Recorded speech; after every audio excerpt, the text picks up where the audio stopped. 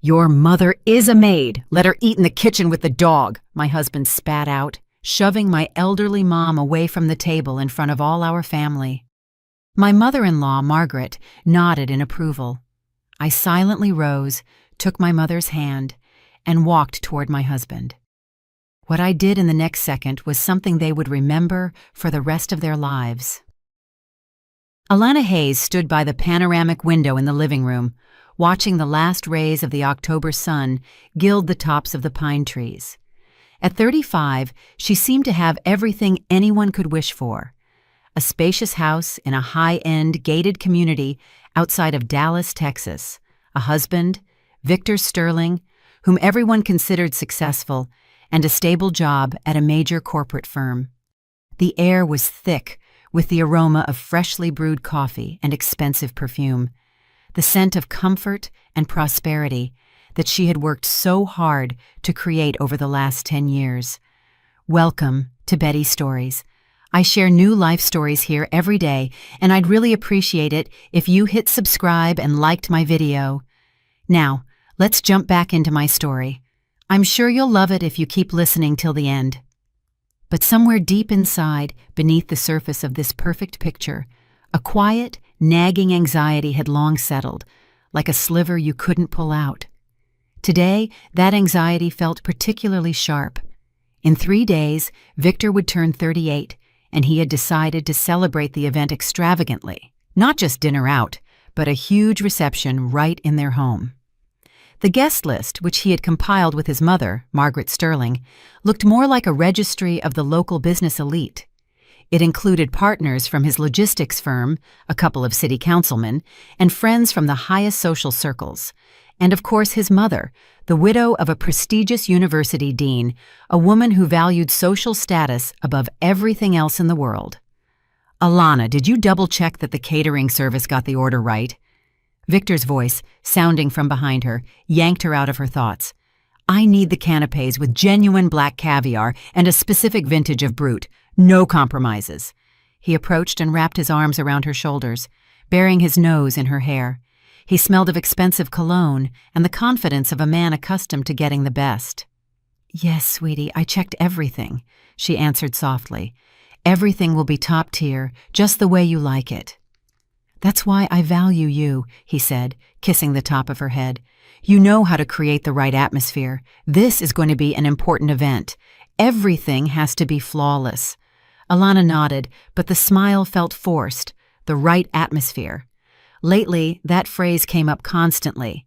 The right people, the right drinks, the right topics of conversation. And into this right world, she was supposed to bring her parents. "I was just thinking," she began cautiously, turning to face him. "My parents are driving in Saturday morning. I wanted them to be at the party, too." Victor frowned. His handsome, well-groomed face momentarily lost its amiable expression. He walked over to the fireplace and ran his hand along the marble mantel. "Alana, we discussed this. My partners are serious people.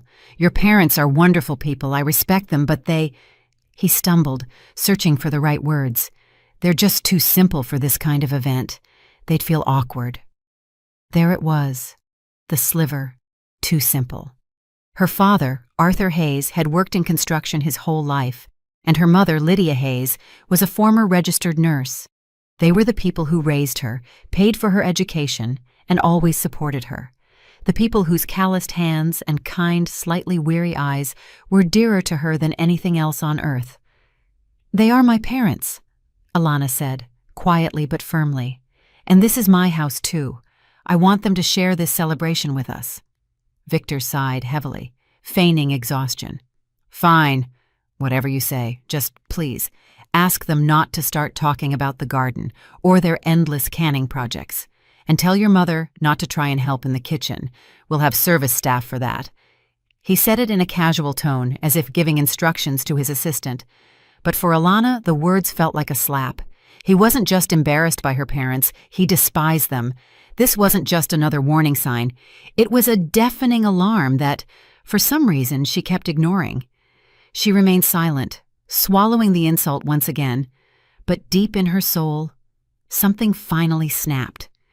She didn't know yet that this birthday celebration would become not just a party, but a point of no return, after which her life would never be the same. The next day, Alana was beside herself. Her husband's words about the service staff and her simple parents ran through her mind, leaving a bitter taste. She tried to convince herself that Victor hadn't meant to hurt her, that he was simply worried about his reputation and the event's success. After all, his firm Transglobal Logistics had been taking off recently, and he was so proud of his CEO status. But the more she thought about it, the clearer she saw the truth. It wasn't about reputation. It was about a deep-seated snobbery that she had previously tried not to notice. That evening, as they discussed the final details of the party, the topic of her parents resurfaced. "All right, let's decide where we're going to seat them," Victor said, tracing his finger over the seating chart he'd sketched out. "Maybe at that small table by the sunroom? It'll be quieter there. They'll be more comfortable." Alana looked at the chart. The small table by the sunroom was in the furthest corner of the enormous living room, practically isolated from the central table where Victor, his mother, and the most important guests were to sit. "You want to seat my parents in a corner, out of the way?" Her voice trembled. "Alana, don't start." He winced. "I'm doing this with the best intentions. They'll feel awkward listening to talk about the stock market and politics. Out there, they can chat quietly about their own things, things they understand. Their own things. Things they understand. Cucumbers, tomatoes, seedlings." Alana felt a lump rise in her throat. For 10 years, she had lived with this man, loved him, created a comfortable home for him, and supported all his ventures. And all this time, he had viewed her family as second-rate. Just then, Victor's phone rang. His mother's name flashed on the screen. He instantly changed his expression, putting on his most charming smile. "Yes, Mommy. Hi. Yes, everything's on schedule. Alana is helping me with the seating chart right now." He put the call on speaker, which he always did when the conversation involved something he felt Alana needed to learn. "Vic, I'm calling about an important matter." Margaret Sterling's authoritative, well-modulated voice boomed from the speaker. "I spoke with Eleanor Jenkins, the city councilman's wife. They are coming. I insist they be seated next to us. Those are very important connections. And also, I hope you've sorted out the matter of Alana's relatives." Alana froze, her fingernails digging into her palms. "Yes, Mom, don't worry," Victor hastily assured her. "We're seating them at a separate cozy table. They'll be very comfortable there." "That's wonderful," Margaret said with relief, "because, people can be so different. We wouldn't want the evening spoiled by some inappropriate stories about country life. It could damage your reputation, son. You're at a level now where every detail matters." Victor gave Alana a quick glance, a mix of guilt and a plea for understanding, but Alana didn't want to understand anything anymore. She silently got up and walked out onto the terrace to gulp down the cold evening air. The humiliation was so profound, she felt she could almost touch it. Her husband and mother-in-law were discussing her parents as if they were inconvenient pieces of furniture that needed to be stashed away so as not to spoil the decor. She stood, hugging herself, and remembered how it all began. When she met Victor, he was just an ordinary manager in a small company, ambitious but without much prospect. It was her father, Arthur Hayes, who saw potential in him and decided to help. He set up a separate firm for Victor, poured huge amounts of money into it, and made him CEO so his son-in-law would feel secure and could provide for his daughter. And now, this successful businessman, whose position was entirely owed to her simple father, was ashamed of his benefactors. When she returned to the room, Victor had finished the conversation. He approached her with a contrite look. "Alana, don't be upset with Mom. She's old school. All those formalities are very important to her. She's just worried about me." "And you think I'm not worried?" she asked quietly. "Worried that my parents, the most precious people to me, are about to be humiliated in my own home?" "No one is going to humiliate them," he flared up. "We just want everyone to be comfortable. Why do you always take everything so personally?" He spun around and marched into his office, slamming the door. Alana was left alone in the middle of the living room where the tables were already arranged for the upcoming party. And for the first time in years, she felt like a stranger in this big, beautiful yet cold house. The tension was mounting, and she knew that the upcoming birthday party would be a test not only for her nerves, but for their entire marriage. The next day, Alana threw herself into work, trying to distract herself from her gloomy thoughts. She was the lead marketer at her father's main company, although she and her family had agreed not to publicize this fact. To Victor and his circle, she was simply a hired specialist at some construction firm. This small lie, originally devised by her father not to hurt his son-in-law's ego, now seemed ugly and humiliating. She was working on a large new project, and the numbers, reports, and charts temporarily pushed the family problems out of her mind. But that evening, as she was packing up to go home, the phone rang. Her mother's number flashed on the screen. Alana smiled. Talking to her mom was always a welcome relief. "Hi, Mom," she said cheerfully into the receiver. "Hello, honey." Lydia Hayes' voice was quiet and somewhat hesitant. "Am I interrupting?" "No, not at all. I'm just finishing up. How are you and Dad?" "We're fine. Your dad is tinkering in the garage. I'm calling about something else. Don't laugh, okay?" Alana tensed up. That phrase always preceded a request or a problem that made her mom feel awkward.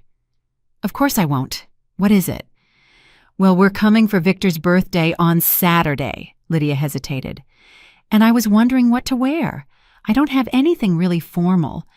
The dress I wore to my third cousin's wedding is old, and the style is all wrong, and you'll have important guests there." Alana's heart squeezed with tenderness and pain. Her mom, a simple, genuine woman, wasn't worried about how she would be received, but about not embarrassing her daughter, not looking like a fish out of water among Victor's stylish and polished guests. "Mom, what are you worrying about?" She tried to sound as upbeat as possible. "Wear whatever you're comfortable in. You're the prettiest woman in any outfit. The main thing is that you and Dad are there." "Yes, I know, honey," Lydia sighed, "but I don't want to embarrass you. I see the pictures. Your friends are so elegant. And me? A plain dress, flats. Maybe I shouldn't come at all? Maybe your father and I can just stop by another day to wish him a happy birthday?" That question hit Alana hard. Her mother, her closest person, was ready to skip the celebration just so she wouldn't inconvenience her daughter or put her in an awkward position in front of her husband and his high-status relatives. This was the final straw. The hidden tension that had been building for days burst to the surface. "Mom," she said firmly, steel entering her voice, "don't even think about it. You and Dad will be the guests of honor at that party, and you know what? Tomorrow after work, we're going shopping and buying you the most beautiful dress we can find, and shoes, and a purse." "Oh, honey, you don't have to," her mom protested. "That's a lot of money." "No arguments," Alana cut her off. "Consider it my gift. I'll pick you up tomorrow at 6 o'clock. Hanging up the phone, Alana sat motionless for several minutes, staring into the dark office window. The decision came to her on its own. Enough. Enough with the compromises. Enough with apologizing for her family. Enough with pretending everything was fine.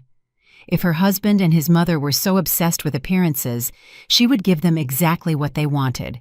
She would dress her mother so impeccably that none of the powdered socialites could accuse her of lacking taste. That phone call was the trigger. It finally shattered the last of her illusions about Victor. A man who forced her mother to feel ashamed and unwelcome did not deserve her understanding or forgiveness. The conflict was no longer hidden. It had taken clear shape. This was a war for her family's dignity, and in this war, Alana was ready to go all the way. She gathered her things and left the office with her head held high. Inside her, there was no more fear or uncertainty, only a cold, resonant resolve. Tomorrow's shopping trip was not just about buying a dress. It was her first shot in this undeclared war. The next day, promptly at 6 o'clock in the evening, Alana parked her car in front of the modest, older townhome where her parents lived. She had deliberately not told Victor about her plans, saying she was staying late at the office for an urgent meeting. Lydia Hayes was already waiting for her by the entrance, wearing her best coat, looking both excited and embarrassed. "Maybe we shouldn't, Alana," she started again, getting into the car. "What am I going to do walking around boutiques at my age?" "Mom, we are going." Alana smiled, pulling away. "You're about to have a shopping therapy session." They drove to the largest and most upscale mall in the city. Alana confidently led her mother past the display windows, which made Lydia's eyes widen. She had never been to places like this and felt as if she had stepped into another world. "Honey, the prices here are probably what I make in a year," she whispered, clutching Alana's arm. "We are not thinking about prices today," Alana stated. She led her mother into an elegant evening wear salon. The consultants, recognizing Alana's expensive suit, immediately surrounded them with attention. Alana selected several designs and sent her mother into the fitting room. When Lydia emerged in the first dress, a rich sapphire blue made of flowing silk, elegantly cut and tailored, Alana gasped. The dress fit perfectly, accentuating her still slender figure and harmonizing beautifully with the silver in her hair and her kind blue eyes. "Mom, you are a queen," Alana breathed out. Lydia looked at her reflection with disbelief. She had never seen herself like this. All her life, she had worn practical, simple clothes.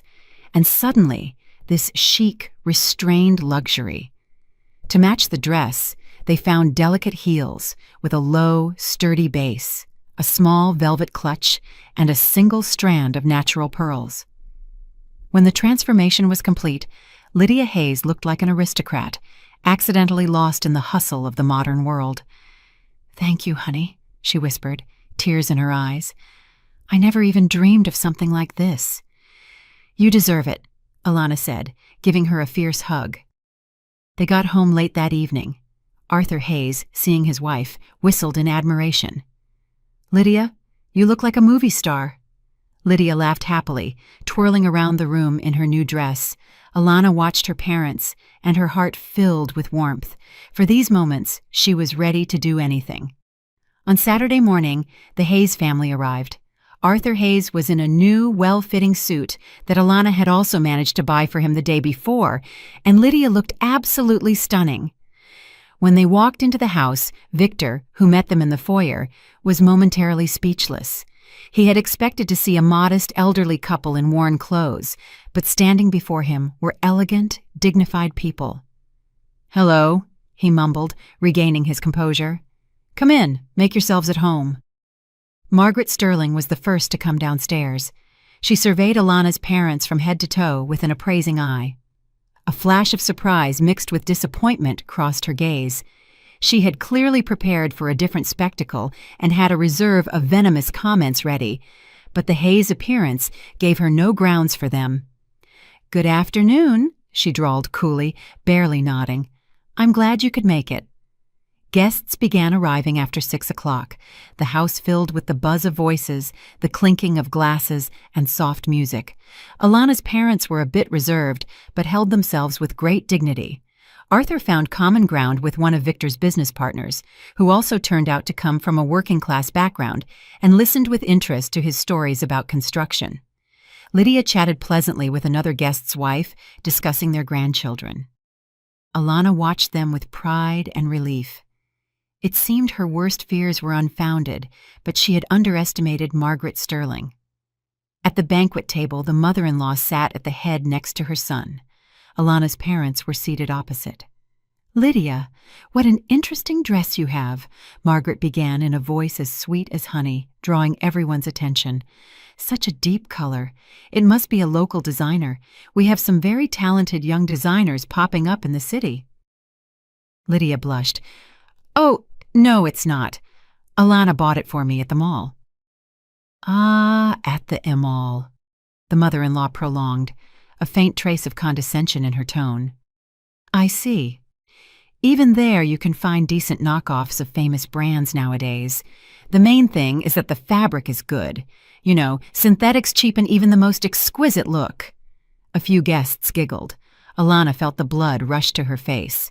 This was a direct insult, veiled as polite chatter. Margaret, she interjected, trying to speak calmly. The dress is natural silk from a well-known Italian brand, and it's not a knockoff, it's the original. The mother-in-law raised her eyebrows in feigned surprise.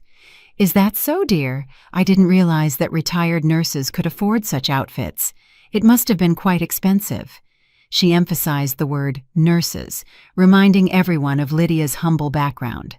Arthur Hayes, who had been silent until then, placed his wide, working hand on his wife's. My wife can afford anything she wants, he said quietly, but with such weight that everyone at the table fell silent.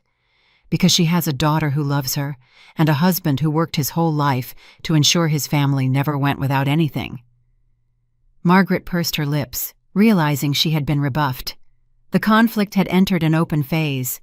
Alana saw Victor sitting there, red as a lobster, but remaining silent, not daring to contradict his mother. And in that moment, she realized her husband had already made his choice, and that choice was not in her favor. The party continued, but the atmosphere at the table grew tense.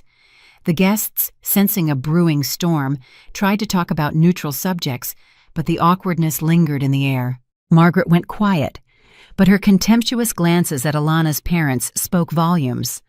Alana sat on pins and needles, awaiting the next attack. It was in this moment that her phone, resting on her lap beneath her napkin, vibrated. She discreetly glanced at the screen. It was Sidney Thomas, her father's right-hand man and the de facto manager of their family business. A call on a Saturday night could only mean one thing. Something serious had happened.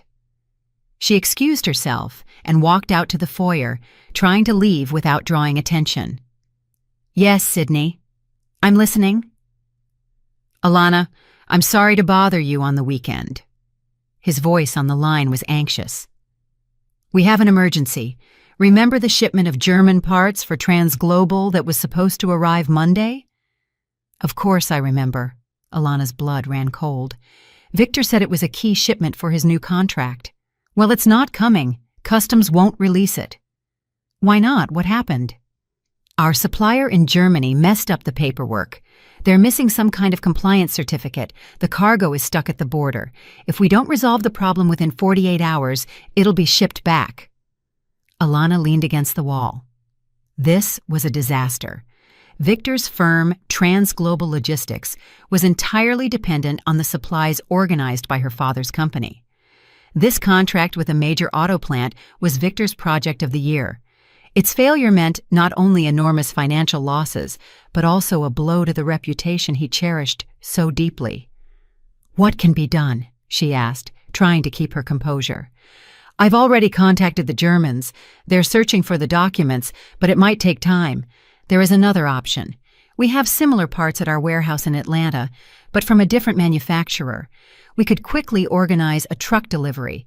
It would arrive by Monday morning. But what? But Victor would have to agree to the substitution. The manufacturer is different, even if the quality is just as good. And you know how particular he is about these things. He demands strict adherence to specs. I'll talk to him. We need to decide now. The truck has to leave within the hour or we won't make it. Alana looked toward the living room, where the sound of laughter and clinking glasses drifted. Victor was the center of attention right now. He was giving a toast, bragging about his successes. Pulling him out now, trying to explain a complex technical problem, and asking him to make a critical decision was impossible. He would either fail to understand or throw a fit about being distracted from his party over minor details. Sidney, she made a decision. Send the truck. I'll take full responsibility. Process the documents as an emergency substitution under my order. I'll handle Victor myself. Are you sure, Alana? If he refuses the shipment, he will accept it, she said firmly. He won't have a choice. Hanging up, she stood in the silence of the foyer for several minutes, trying to calm her frantically pounding heart. The irony of fate. While her husband was showing off his successful business to guests, she, the daughter of simple parents, was secretly saving that very business from collapse. She was torn between maintaining face at this fake party and solving a real serious problem. She returned to the table, trying not to show her anxiety. Victor was just finishing his toast. "I want to thank everyone who believed in me, my partners, my friends, and, of course, my mother, who has always been my pillar of support." He raised his glass, pointedly avoiding looking at Alana or her parents. Alana silently raised her glass. A cold fury grew inside her. He was thanking everyone but the people who had actually built his success from the ground up. He lived in their house, drove a car bought with her father's money, ran a firm created for him, and yet felt entitled to humiliate her family. She looked at her father. Arthur Hayes sat with an unreadable expression, but she knew he understood everything. He saw his son-in-law's arrogance, his wife's pain, and her own despair. But he remained silent, leaving it up to his daughter to decide what to do. He had always taught her to be strong. The situation grew more complicated by the minute. Pressure from her husband and mother-in-law, the humiliation of her parents, and now this supply crisis. Alana felt her patience was at its limit. She sat at a luxurious table in her beautiful home, surrounded by high-status guests, and felt like the loneliest, most miserable woman in the world.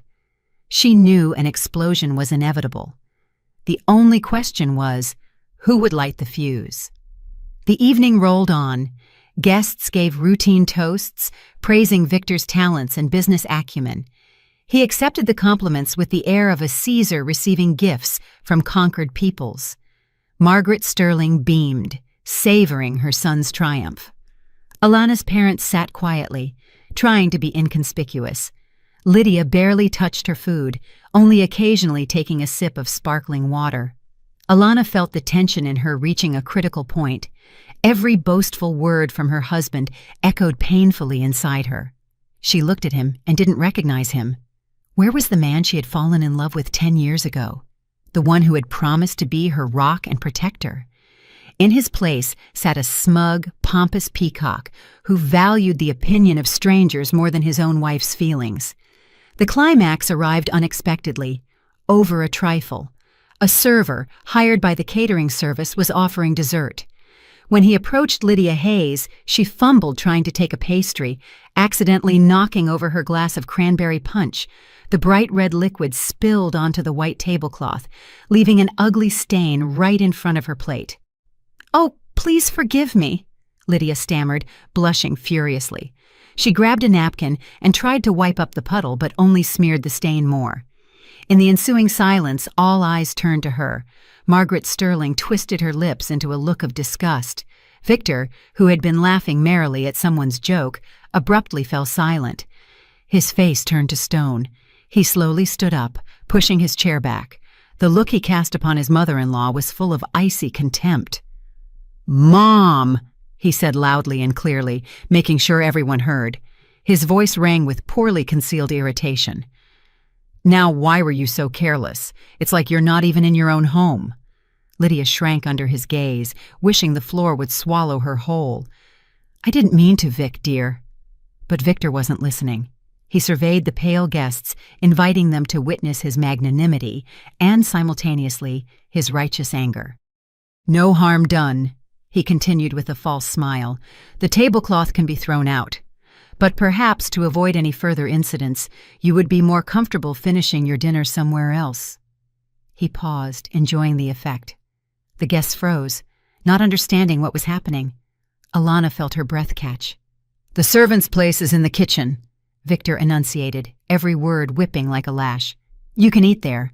Our dog is having his dinner there right now, so you won't be lonely. You can watch to make sure he doesn't steal anything from the table." He took Lydia by the elbow and gently, but insistently, tugged her away from the table. "Come, I'll show you the way." In that moment, the world ceased to exist for Alana. All that remained was that humiliating gesture, those monstrous, unthinkable words spoken about her mother. She saw a tear roll down Lydia Hayes's cheek, saw her father, Arthur, clench his fists until his knuckles turned white, yet remain motionless, letting his daughter decide what to do. Victor was already leading a stunned, shame-faced Lydia away from the table. Margaret Sterling nodded approvingly. Her face was etched with frank triumph. She had won. She had proven to everyone who was boss in this house, and who was merely a random, inappropriate guest. The guests sat in deathly silence, appalled by the scene of public humiliation.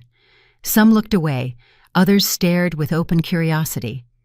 It was in this very second that Alana realized she would not be silent anymore. Enough. The limit of her patience had been crossed.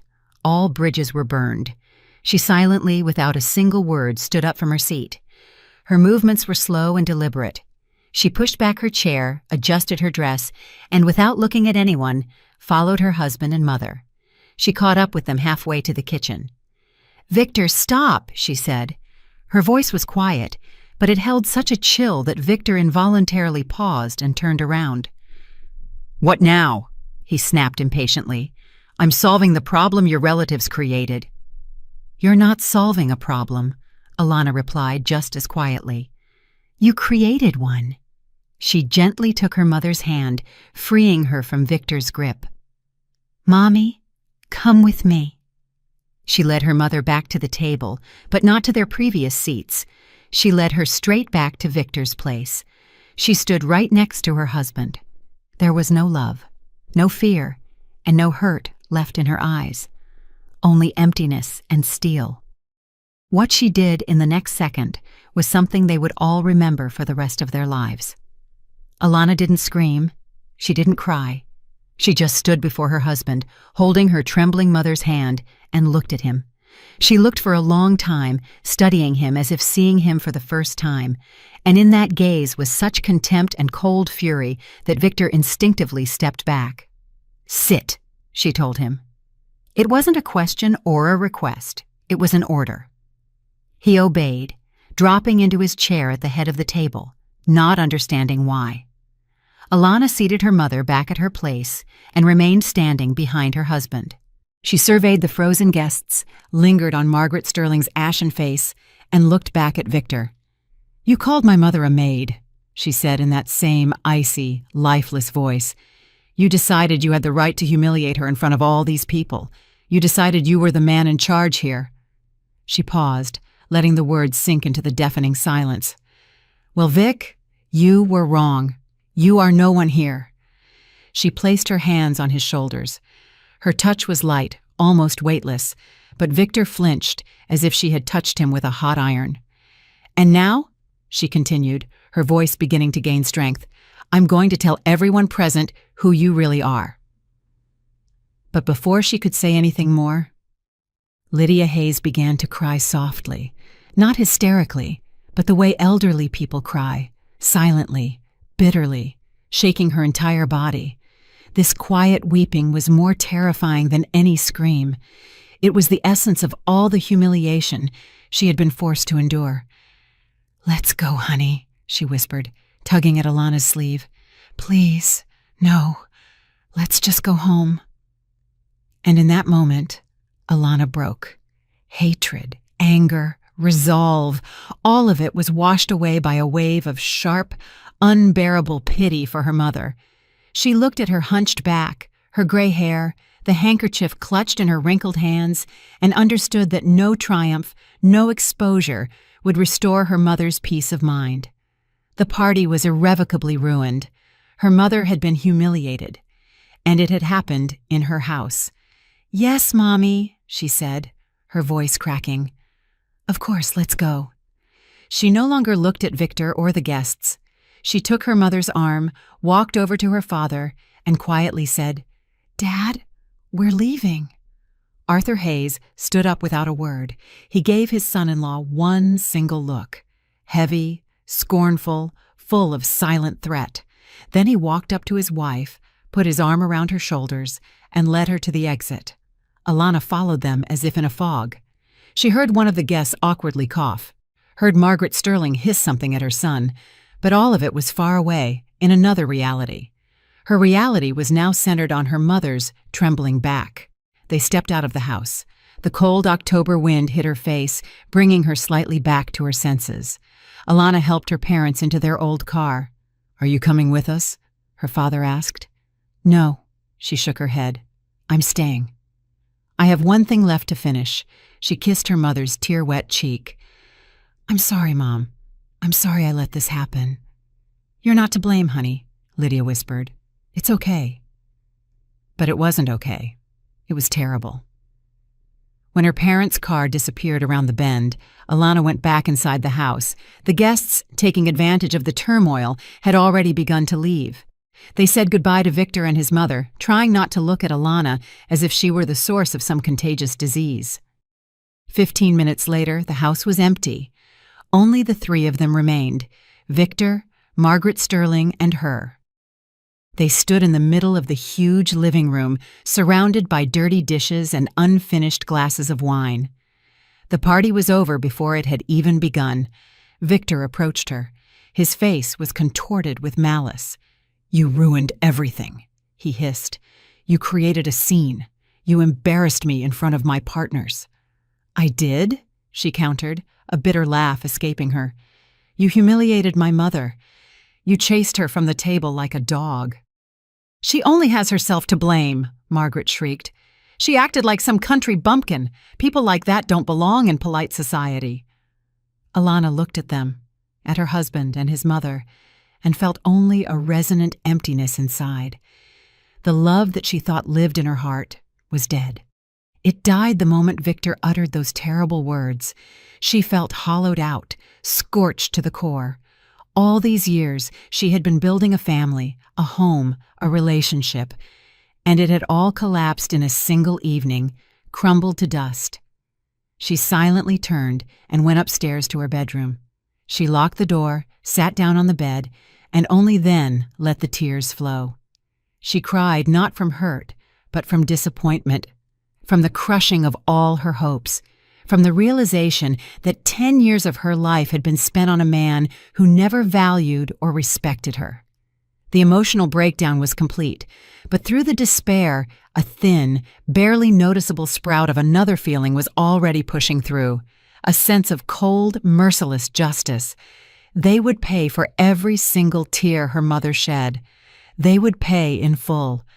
Alana didn't know how long she sat locked in the bedroom, shutting out the world. Her tears dried, leaving salty tracks on her cheeks. Emptiness gave way to a strange, cold calm. She no longer felt pain, only a resonant silence in her soul and absolute clarity in her mind. It was as if she were looking at her life from the outside, seeing everything in its true light, without rose-colored glasses or compromises. She remembered everything. 10 years of minor humiliations she had chalked up to her mother-in-law's difficult personality. 10 years of condescending jokes from her husband about her simple parents that she had ignored to avoid causing a scene.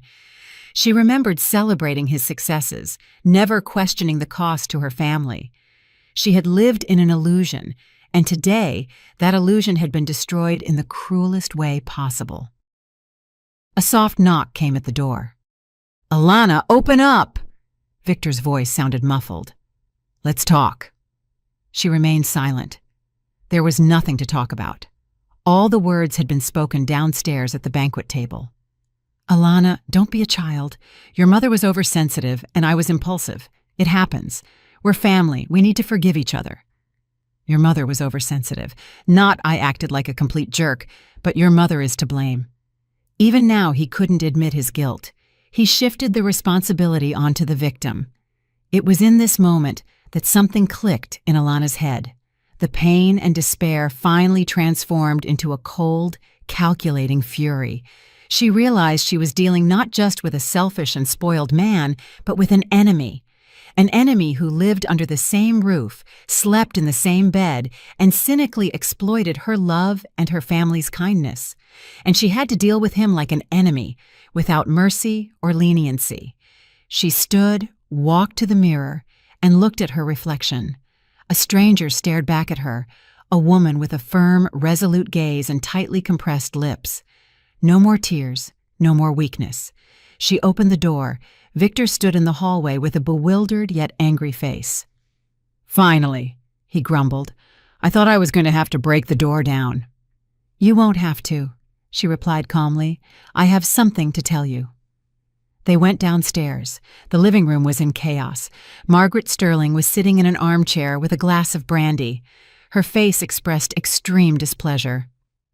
"Well, is the tantrum over?" she asked sarcastically. "I hope you're going to apologize to Victor for ruining his birthday." "No," Alana replied just as calmly. "You two are the ones who will be apologizing." She walked over to the phone and dialed a number. "Dad, hi, it's me. I have a request." Arthur Hayes was always more than a father to her. He was an ally, a brick wall, a man who spoke little but acted decisively. He listened to her without interrupting. "Are you sure, honey?" he asked when she was finished. "Absolutely," she said firmly. "Good, it will be done." She hung up and turned to the frozen Victor and his mother. Their eyes showed bewilderment. They didn't understand what was happening. "What was that?" Victor asked. "What are you plotting?" "Nothing special," Alana shrugged. "Just deciding to put my life and yours in order." She sat down in a chair opposite her mother-in-law. "Margaret, you've always been so proud of your background, your sophistication. You considered my parents to be second-rate. You thought that money and status gave you the right to humiliate others. Well, you were deeply mistaken." At this moment, the strength she had inherited from her father emerged in her voice, the strength of a person who knows her worth and won't let anyone trample her dignity. "And you, Vic," she shifted her gaze to her husband, "you were so proud of your business, your position. You thought you were successful and independent. You thought all of this was your achievement." She smirked, and the smirk was more frightening than any shout.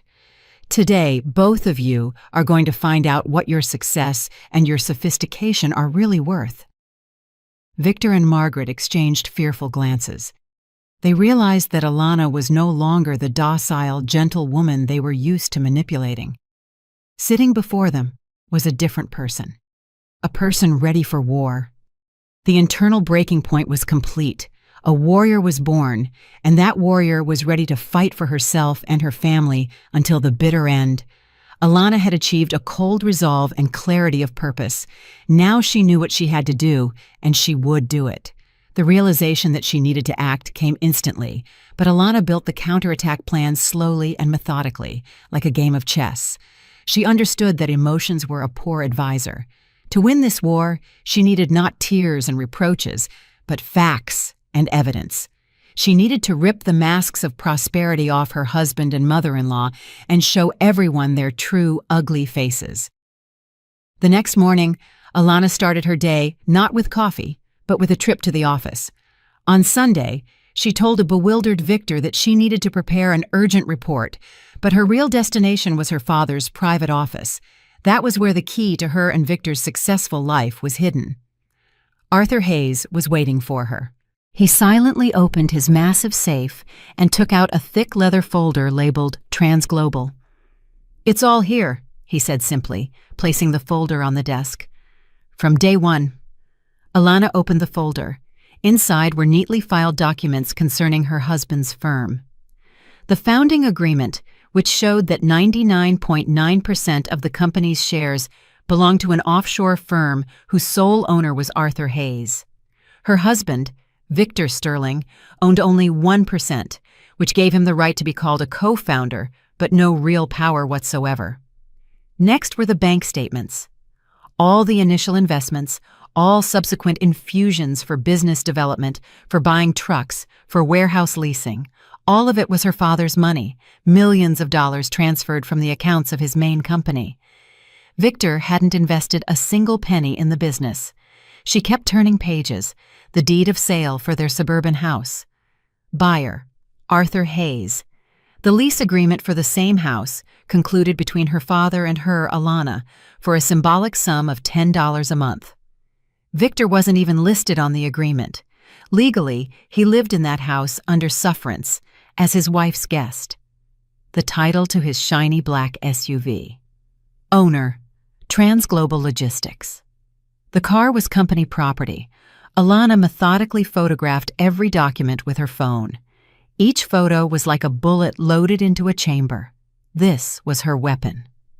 "Dad, why did you do all this?" she asked, not looking up from the documents. "Why did you create this illusion of success for him?" Arthur Hayes sighed heavily. I wanted my daughter to be happy.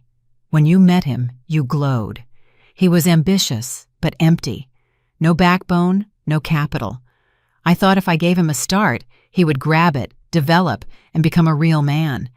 I wanted him to be worthy of you, for you to be proud of him.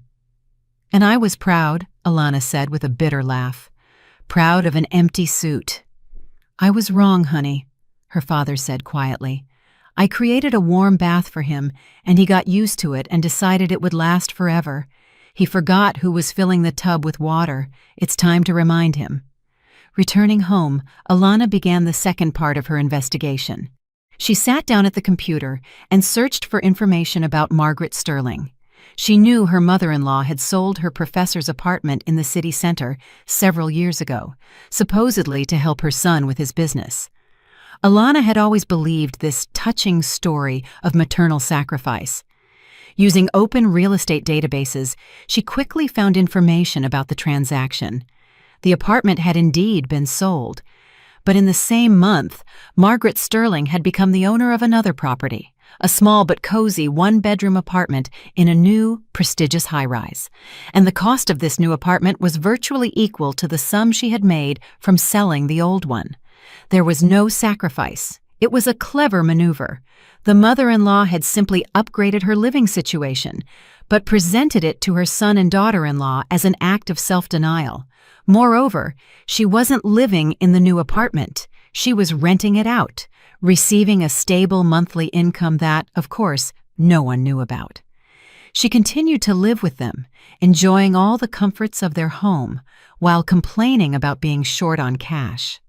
Alana screenshotted all the documents. The picture was growing increasingly ugly. This wasn't just a family of snobs. It was a family of professional manipulators and liars who had been leading her on for years. The final touch in her investigation was a call to an old family friend who worked at a bank. She asked him to unofficially check Victor's credit history. The answer came back an hour later and completely shocked her.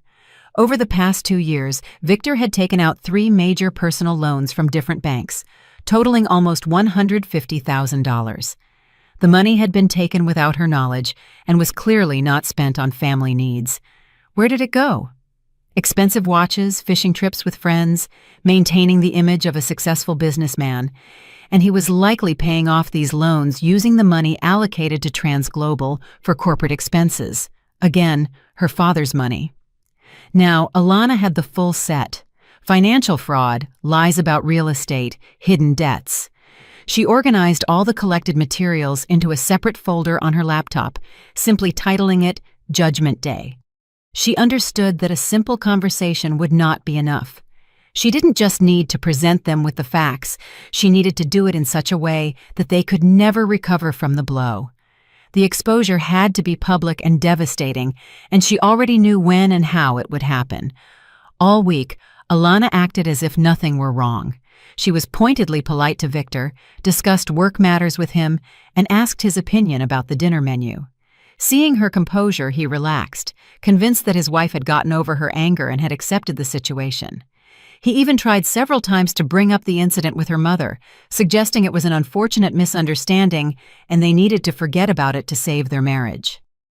Margaret Sterling also changed tactics. She stopped making barbed comments and began playing the role of the caring mother-in-law. She called Alana, asked about her health, and gave household advice. Both of them thought the storm had passed. They didn't know it was merely the calm before the true hurricane. On Friday morning, while Victor was at work, Alana delivered her first strike. It wasn't an emotional outburst, but a precise, calculated legal move. She called her father. "Dad, it's time." "Understood," Arthur Hayes replied briefly. An hour later, an unscheduled audit descended upon Transglobal Logistics office. It wasn't the city tax office, but the internal security service of Arthur Hayes's main company. Several severe men in sharp suits walked into the office of CEO Victor Sterling and politely, but insistently, requested all financial documentation for the last 3 years. Victor was in shock. He called his father-in-law, but he didn't answer. He called Alana. "Alana, what is going on?" he yelled into the phone. "There are people here from your dad's company. They're demanding all the documents. They're talking about an audit." "Calm down, Vic," she answered in an icy tone. "It's a standard procedure. The parent company has the right to audit its subsidiaries. You're not hiding anything, are you? Everything is above board, right?" A silence hung in the air. Victor knew perfectly well that everything was not above board. Those loans, the corporate expenses he had spent on himself, all of it could surface. I'm coming home now. We need to talk," he stammered in a panic. "Don't bother," Alana cut him off. "I'm busy today. I have a meeting with my lawyer." "What lawyer? For a divorce?" She hung up before he could finish the question. The second step was blocking all accounts. Alana went to the bank where she and Victor had a joint family account, which received part of her salary and which her husband habitually used freely. She filed a request to close joint access and transferred all funds to her personal account, opened at a different bank. Then, she canceled all supplementary credit cards issued in her name that Victor also used. He found this out when he tried to pay for lunch at an expensive restaurant where he had gone, as was his habit, to relieve stress. The card was declined, and so was the second one. He called the bank, and they informed him that all operations had been suspended at the request of the primary account holder. Victor raced home, enraged, red with fury and humiliation. "What are you doing?" he roared from the threshold. "You blocked all the cards. I couldn't pay for lunch. I had to borrow money from the waiter." "Poor baby," Alana said, without a trace of sympathy, as she sat in the living room with a cup of tea. "You'll have to get used to living within your means, your own means." "But what means do I have if you blocked everything?" "Exactly," she nodded. "You don't have any means of your own. Welcome to the real world, Vic." He stood in the middle of the room, breathing heavily, and looked at her with hatred. The mask of the loving husband had completely fallen away. Before her was a cornered, furious predator. "You're going to regret this," he whispered. "No," Alana shook her head. "I regretted all those 10 years I allowed you and your mother to use me. Now I'm going to act." Just then, Margaret Sterling called him. Her voice was shrill. "Vic, I just got a notification from the real estate agency. My apartment, the one I'm renting out, has been listed for sale. What is happening?" Alana smirked. This was the cherry on top. That morning, she had contacted the realtor who handled her mother-in-law's rental. Presenting herself as Margaret's authorized representative, she had all the necessary data. She asked them to urgently list the apartment for sale at a price below market value. She knew this would cause panic. Victor looked at his wife in horror. "Was that you too?" "It was me," she confirmed. "I just decided to help your mother. She'll probably need money for lawyers. From the looks of things, she'll need them soon." Victor and his mother had received the first hits. Their financial stability, based on her family's money, had collapsed in a single day. Their confidence in their own impunity was undermined. They were in shock, and this was only the beginning. Alana saw the fear and panic in their eyes and knew she had chosen the right tactic. Now they would start making mistakes, and she would wait and record every one of them. Panic is a terrible strategist. Stripped of access to money and sensing a real threat to their well-being, Victor and Margaret Sterling began making one mistake after another. Their reaction was exactly what Alana expected: chaotic, emotional, and completely predictable. First, Victor tried to regain control using strong-arm tactics. That evening, after the failed attempt at dialogue, he approached Alana again. This time his tone was menacing. "Listen to me," he gritted through his teeth, grabbing her arm.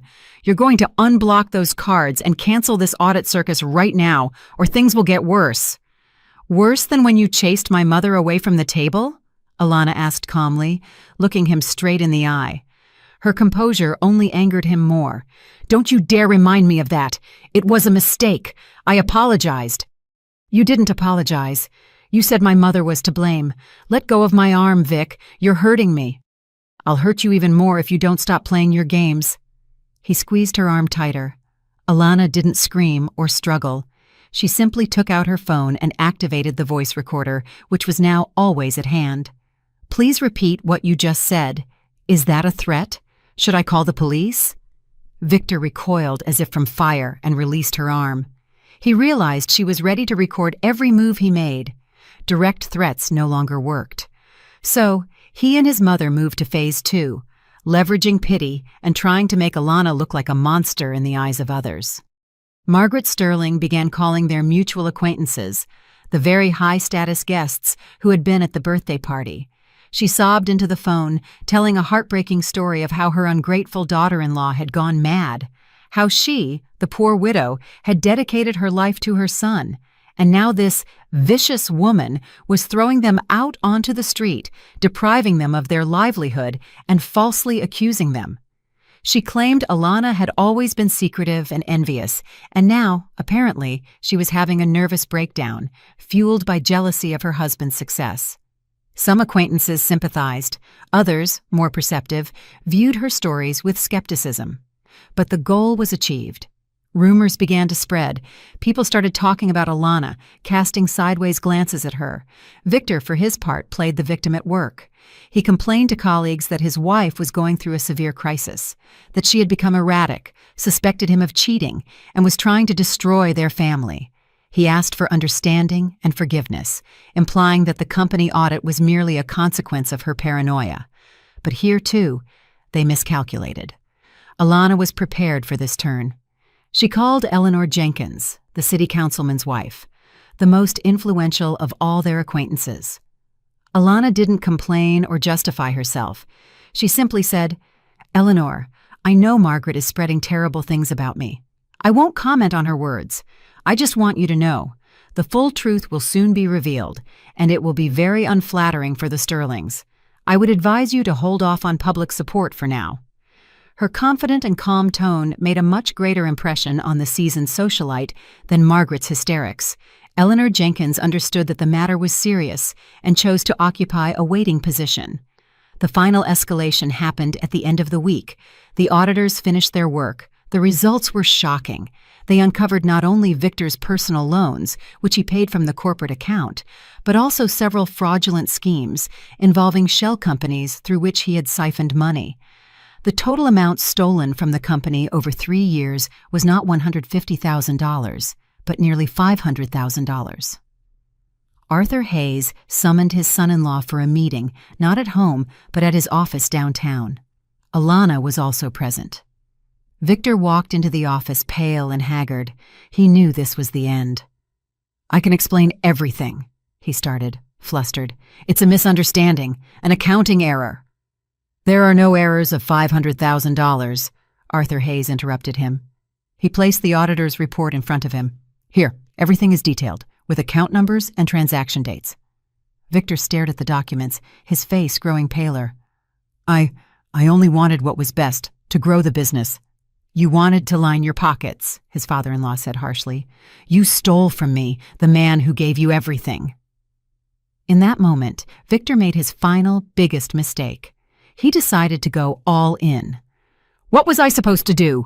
he suddenly shouted, leaping from his chair. "You never valued me. To you, I was always just your daughter's husband. You bought me this position, this firm, like a toy. I wanted to prove that I was worth something on my own." "And you proved it," Arthur Hayes nodded. "You proved you are a petty, ungrateful thief." "No, you're the one to blame for everything," Victor railed. "Your overprotection turned me into a puppet, and you," he turned to Alana, "you were always on their side. You never truly loved me. You just enjoyed your power." He spewed all his bitterness, all his resentment, all his pettiness. He blamed them for all his sins, trying to shift the responsibility for his actions onto the shoulders of the people he had cheated and robbed. Alana and her father listened to the hysterics in silence. They didn't interrupt, didn't argue. They let him finish. When he finally fell silent, gasping for breath, Arthur Hayes calmly said, "You have 2 options, Victor. First, I hand all these materials over to the police. Fraud in a severe degree. That's up to 10 years in federal prison. Your mother, by the way, would go along as an accomplice. Some accounts were opened in her name." "And the second?" Victor rasped. "Second, You sign a divorce settlement agreeing to waive all claims to marital assets. You leave my house with one suitcase. I, of course, take the firm back. And the $500,000 debt? You will repay it. You will work. And half of your salary will be withheld toward the repayment. To the last dime. Victor collapsed into the chair. He was utterly crushed. Choose, Arthur Hayes said. Panic and fury had trapped him in a corner. He had signed his own death warrant, and Alana knew which option he would choose, the option that would allow him to remain free, but that freedom would cost him everything he had. The choice for Victor was obvious. Between the prospect of prison and the loss of all material benefits, he chose the latter without hesitation. His arrogance and greed had evaporated, replaced by animalistic fear. "I agree," he whispered, not raising his eyes. "I thought you would." Arthur Hayes nodded. He pressed a button on the intercom. "Marina, please send in the lawyers." A minute later, 2 specialists from the company's legal department entered the office. Pre-prepared documents were already laid out on the table: the divorce agreement, the waiver of asset claims, and the debt restructuring contract with the company. Victor read the papers with trembling hands.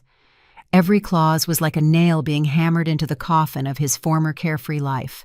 He gave up everything: the house, the car, the share in the business, which he never truly had anyway. He acknowledged his debt of $500,000 and agreed to its repayment through monthly deductions from his future earnings. "Sign it," Arthur Hayes said. Victor took the pen. His gaze flickered to Alana as if seeking a drop of sympathy in her eyes, but her face was impassive. She looked at him like a stranger, like an annoying obstacle that needed to be removed. He signed all the documents. "And now," Alana said, speaking for the first time throughout the meeting, "you will go home and pack your things. You have 2 hours. After that, I'm changing the locks." "Where am I supposed to go?" he asked, bewildered. "That's no longer my concern," she replied. "You can go to your mother's place. As we found out, she has a beautiful apartment that she's renting out.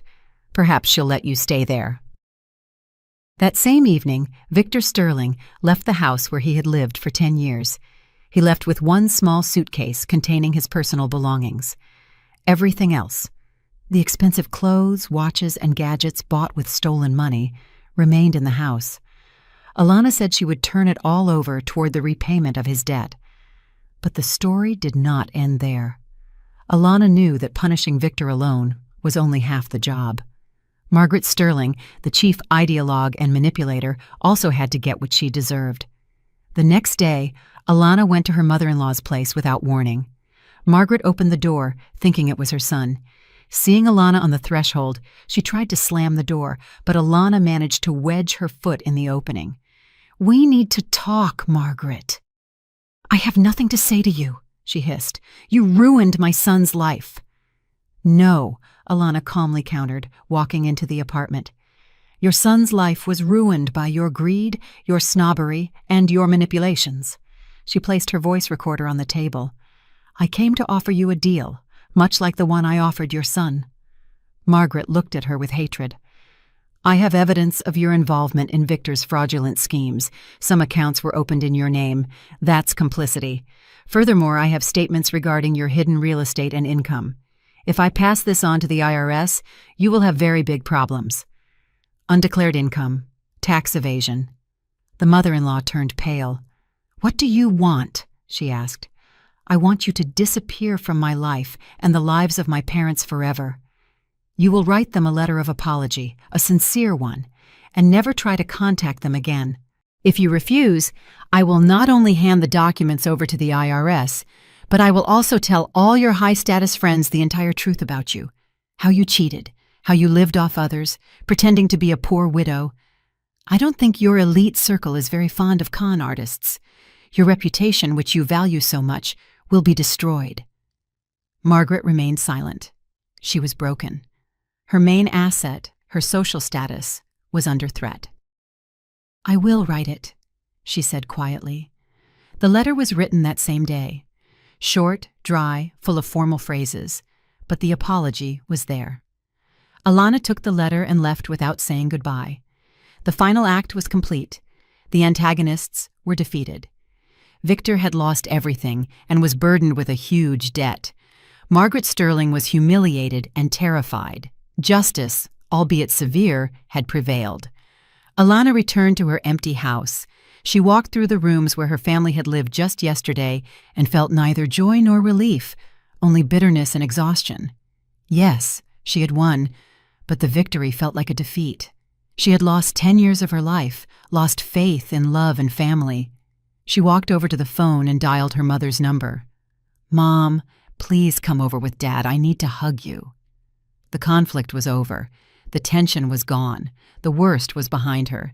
Ahead was a new, unknown life that she had to build from scratch. 6 months passed.